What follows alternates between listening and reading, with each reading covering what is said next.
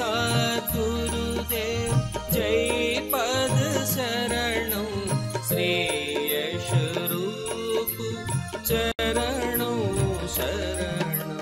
जय सद्गुरुदेव जय पद शरणौ श्रेयस रूप चरणौ शरणौ। जय सद्गुरुदेव जय पद शरणं श्रेयस रूप चरणौ शरणौ।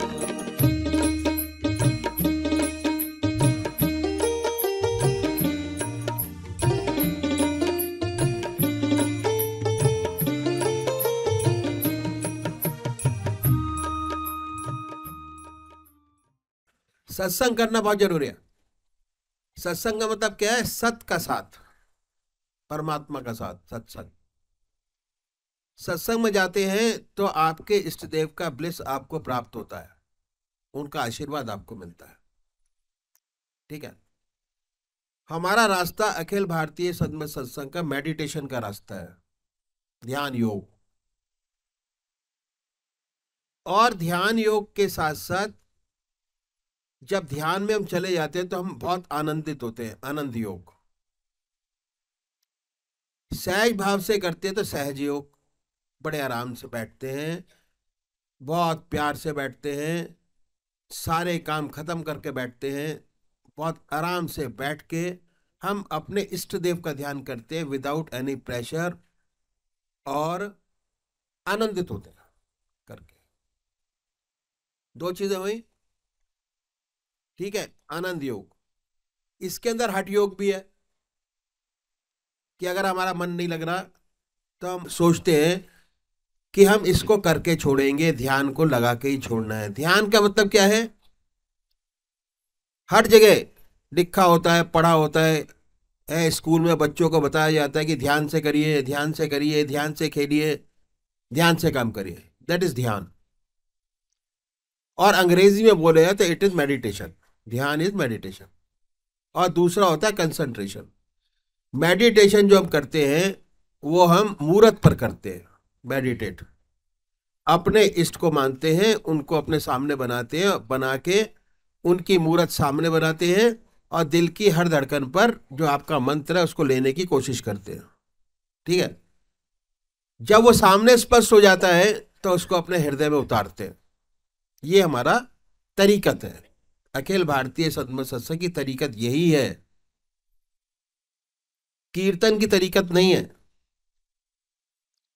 ध्यान की तरीकत है। तो इस तरीके से हम आगे चलते हैं, करते हैं। और अगर आप घर पर ध्यान करेंगे तो घर पर ध्यान नहीं बनता, क्योंकि हम बहुत संसार के अंदर बिजी हैं, काम काज में बिजी हैं, खेती में बिजी हैं, व्यवसाय में बिजी हैं, पढ़ाई में बिजी हैं। इसलिए हमारे महाराज जी ने बड़ा सुंदर तरीका हमारे सामने रखा कि हफ्ते में 2 दिन आपको सत्संग कराना जरूरी है। और सत्संग कराने के लिए हम लोगों ने सेंटर्स बनाए हुए हैं। ठीक है। सेंटर में जाएंगे, घर से जाएंगे तो अपने इष्ट के प्रति भावना बनेगी, पहली चीज। वहां जाके बैठेंगे तो आपका ध्यान लगेगा, क्योंकि बहुत सारे भाई लोग जो है वहां पर आते हैं, बहुत सी बहनें आती हैं, बहुत सी माताएं आती हैं। संगत का असर बहुत जबरदस्त। सत्संग करने का मतलब संगत से है। जितनी आपकी संगत अच्छी होगी उतना आपका ध्यान लगेगा, क्योंकि सारे एक ही विचार के बैठे होते हैं। थोड़ा ध्यान आपका लगता है, थोड़ा दूसरे का लगता है, थोड़ा तीसरे का लगता है। क्या होता है? एक ऑरा बन जाता है, एटमॉस्फेयर क्रिएट हो जाता है। जो नया भाई आके बैठता है, अगर वो राम नाम ना भी लेता होगा और अगर 3 महीने आके बैठता है उस एटमॉस्फेयर के अंदर, तो उसका ध्यान अपने आप लगना शुरू हो जाता है। ज्यादा प्रयास करने की जरूरत नहीं पड़ती। ठीक है। क्यों क्यों होता है ऐसा? ऐसा इसलिए होता है कि अगर हम अपने फादर को देखें, उनके फादर को देखें, उनके फादर को देखें, एक ट्री बनाइए अपने परिवार की। ठीक है।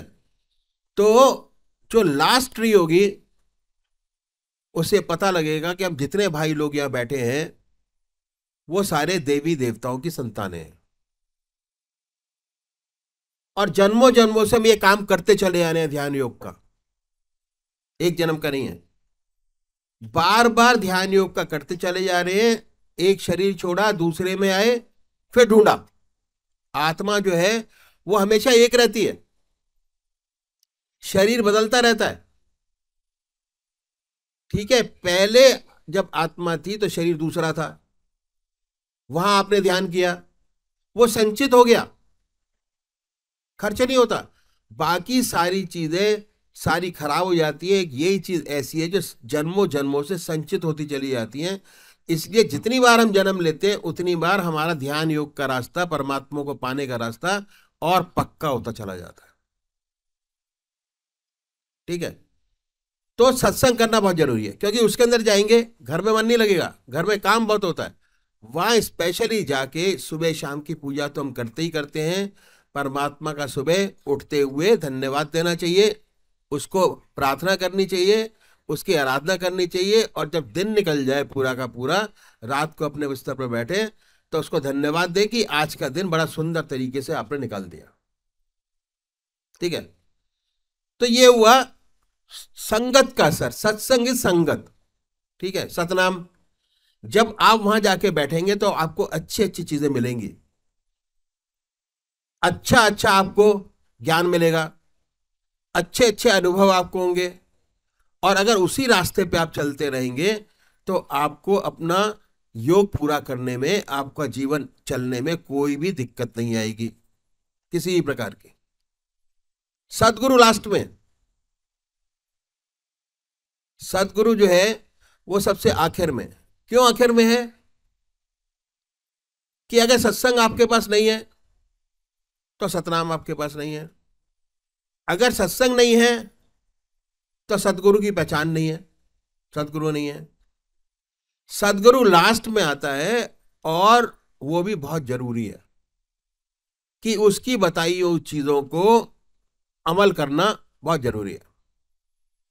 अगर वो कहता है कि सुबह आपको पूजा करनी चाहिए और उसमें कंसंट्रेशन मेडिटेशन करना चाहिए, तो आपको उसी हिसाब से अपनी जिंदगी को चलाना चाहिए, क्योंकि सदगुरु में अनुभव ज्यादा होता है।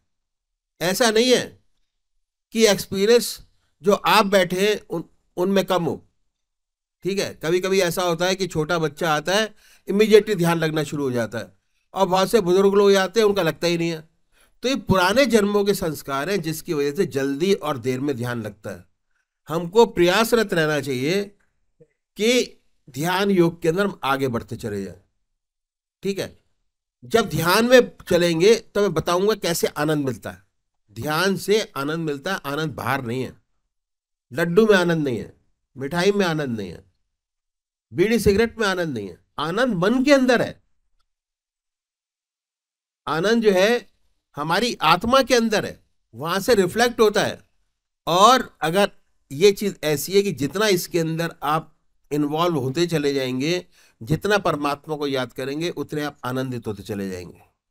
ठीक है, कोई भी अच्छी चीज अगर आप खाएंगे तो एक टाइम बाद आप अघा जाएंगे और आपको उसका आनंद खत्म होता नजर आएगा। अगर एक लड्डू खाया तो आनंद आया, दो खाए तो आनंद आया, तीसरा खाया तो आनंद आया, चौथा खाया मन खराब हो गया। हर चीज की अधिकता विषय की खराब है, वासना की खराब है। विषय खाना पीना विषय की खराब है, वासना की खराब है। एक चीज को बार बार करते करते मन जो है वो अघा जाता है, और उससे ये लगता है कि अब ना किया जाए तो अच्छा। पर एक यही चीज ऐसी है जिसको बार बार करेंगे तो मन और करेगा करने के लिए, भाई और साधना की जाए, और बढ़ा जाए, और बढ़ा जाए, और बढ़ा जाए। మనందరం కూడా సత్సంగ్కి ఎంతమంది వస్తున్నాం అంటే చేతులెత్తాం. సత్సంగ్లో కలిగేటువంటి లాభం ఏమిటి అంటే చెప్పాం. దానికే గురుదేవులు చెప్తూ ఉన్నారు. మనది ధ్యాన యోగం.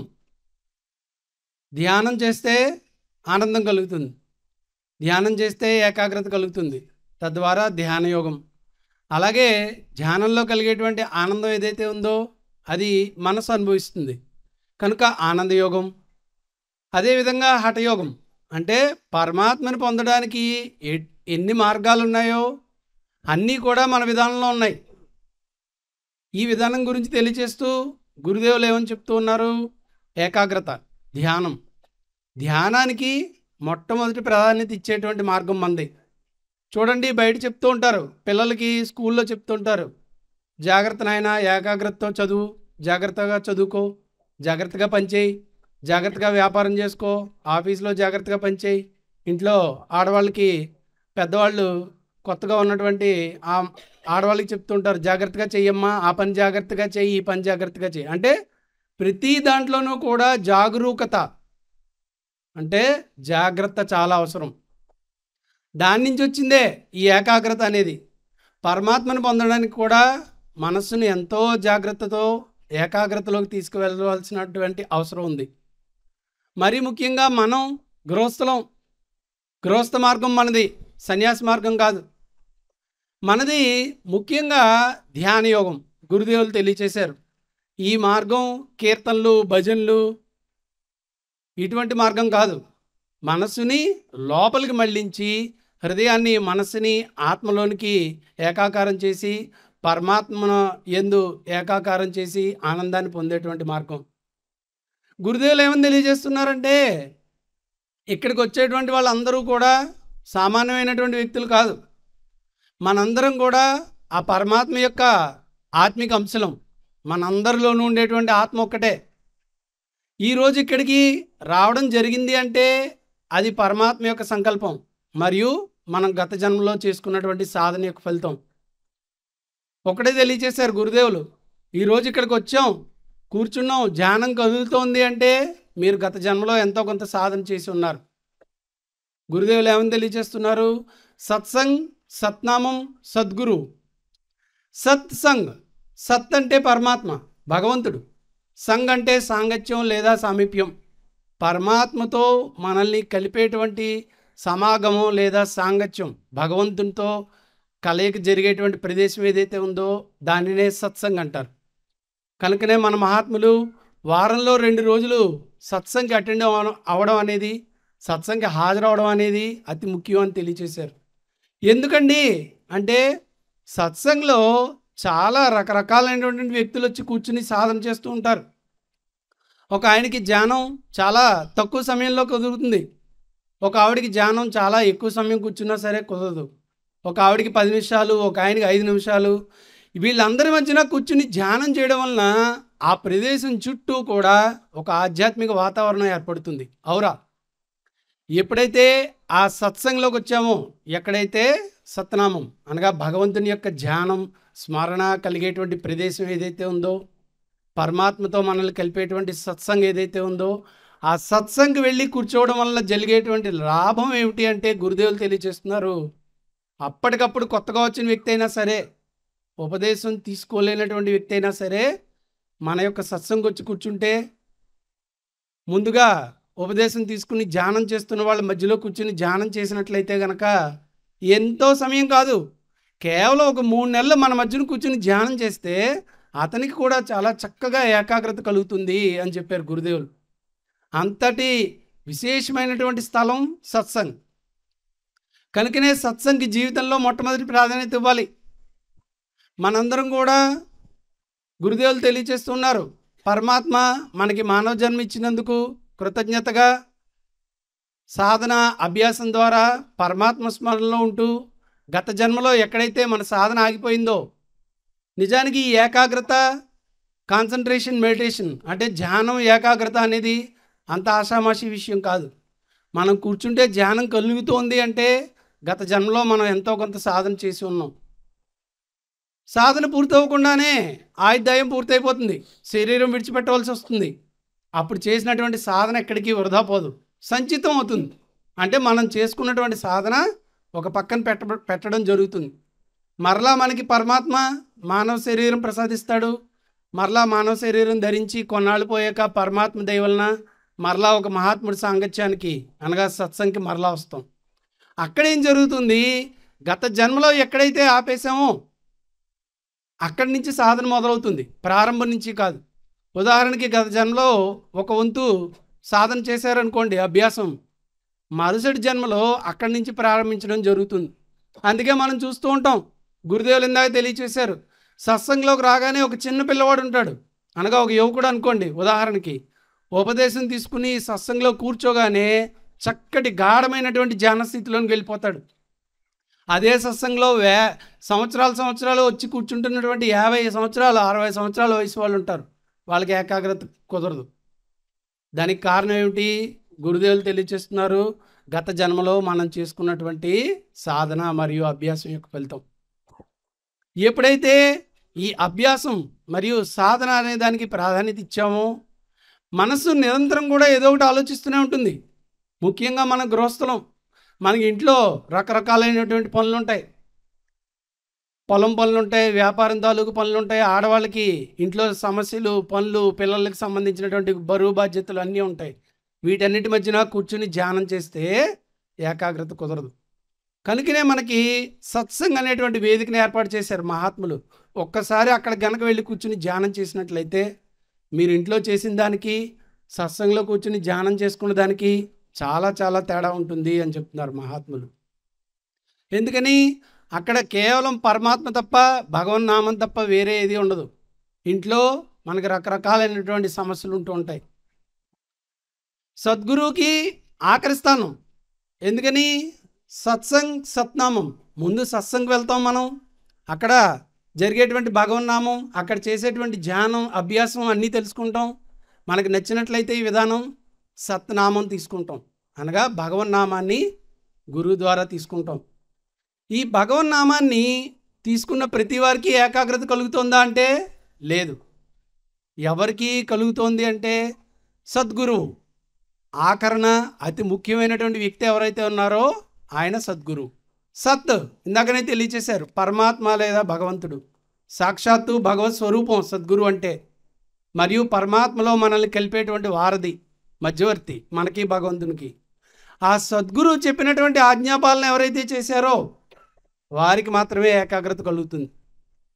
గురుదేవులు ఏమని చెప్తున్నారు? ఉదయం సాయంత్రం నియమిత రూపంలో ధ్యానం ఒక 10 నిమిషాలు, ఉదయం సాయంత్రం భోజన సమయం భగవత్స్మరణలో తీసుకోవడం, అలాగే రాత్రి నిద్రించే ముందు ఆత్మనిరీక్షణ చేసుకుని నిద్రించడం. ఈ విధంగా సద్గురు ఆజ్ఞాపాలన ఎవరైతే చేస్తారో వారికి ఏకాగ్రత చాలా తొందరగా, అతి తక్కువగా కలుగుతుంది అని చెప్తున్నారు. కనుక మనందరం కూడా గురుదేవుల ఆజ్ఞ పాటిస్తూ సత్సంగి జీవితంలో మొదటి ప్రాధాన్యత ఇస్తూ, అదేవిధంగా సత్నామం, సాధన, అభ్యాసానికి గురుదేవుల యొక్క ఆజ్ఞాపాలన చేస్తూ మానసికంగా ఆనందాన్ని పొందడం ఈ మార్గం యొక్క ఉద్దేశం.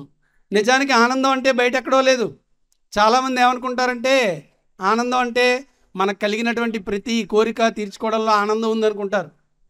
కొంతమందికి చుట్టా, బీడీ, సిగరెట్ కాలిస్తే ఆనందం కలుగుతుంది అనుకుంటారు.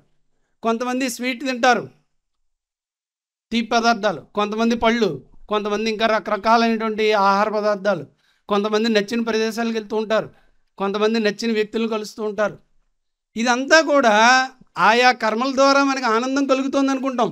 కానీ గురుదేవులు ఏమని చెప్తున్నారు? అదంతా కూడా అశాశ్వతం, తాత్కాలికం. చూడండి, మీకు మామిడి పండు ఇష్టం అనుకోండి, మామిడి పండు తింటే చాలా ఆనందం కలుగుతుంది, ఎంతో మజా వస్తుంది. మరలా ఇంకో మామిడి పండు తినండి, రెండోది, మీకు మామిడి పండు ఇష్టం కాబట్టి చాలా బాగుంటుంది. మూడోది తినండి,